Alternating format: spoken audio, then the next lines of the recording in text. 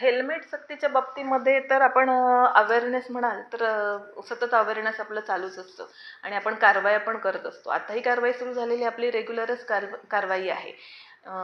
सिटीमध्ये आपण सध्या जी कारवाई करतो आहोत ती आपण आत्तापर्यंत करत होतो तर फक्त हेल्मेट जी फ्रंटची व्यक्ती आहे किंवा ड्रायव्हर म्हणून चालवणारी जी व्यक्ती, गाडी चालवणारी जी व्यक्ती पहिली बसलेली आहे तिच्यावर कारवाई करत होतो. तर आता आपण जी पाठीमागे बसलेली व्यक्ती आहे तिच्यावर पण करणार आहोत.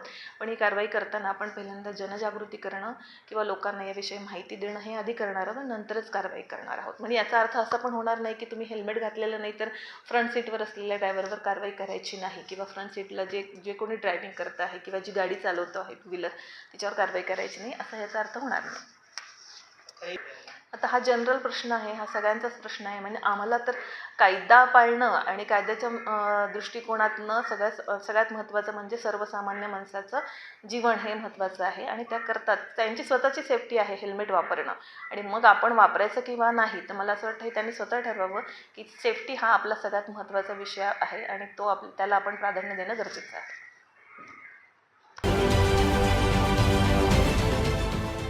देश विदेशातील प्रत्येक घडामोडींचे लाईव्ह अपडेट मिळवण्यासाठी आता साम टीव्हीच्या सर्व सोशल मीडिया प्लॅटफॉर्मला लाईक, फॉलो आणि सबस्क्राईब करा. तसंच सर्व नोटिफिकेशनसाठी बेल आयकॉन प्रेस करायला विसरू नका.